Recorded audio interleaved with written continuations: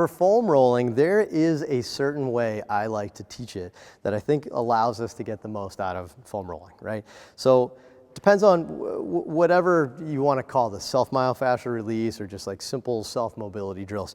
I think we all know we're not really releasing fascia. We're not really releasing anything.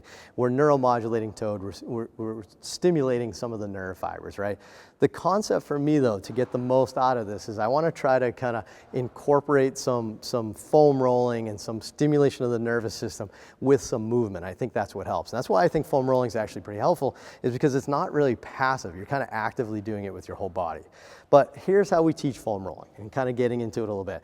We're going to use her calf as an example, because it's just an easy way to example, but you can do this everywhere in the body. First thing we want to do is we want to do about 10 strokes all the way up, all the way down, the whole length of the muscle. And while she's doing that, she can rotate a little bit, right? She can get a little bit of the inside, a little bit of the outside. She can kind of just move around to make sure she's feeling it well, right?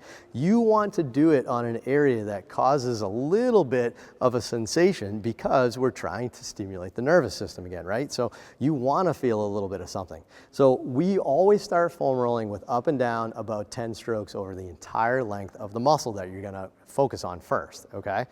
Next, though, what we do to get the most out of it is if we find a spot, so you just did that a bunch, right? Find a good spot where you're kind of like exquisitely tender, right? And get on that spot, and then you hold that for 10 seconds, right? So we kind of put some sustained pressure. Sometimes you can kind of, you know, move around a little bit, you hold it, but you want to sustain that pressure on that one spot, right? And then you're about to do it, that's perfect.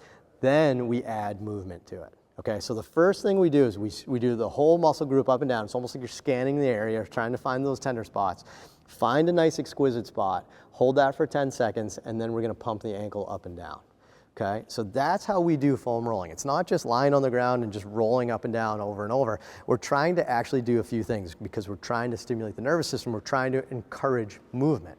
So I want to get this to allow some ankle range of motion. So we're going to use that with both just the up and down strokes, the sustained holds, and then the movement pattern that we also want to encourage.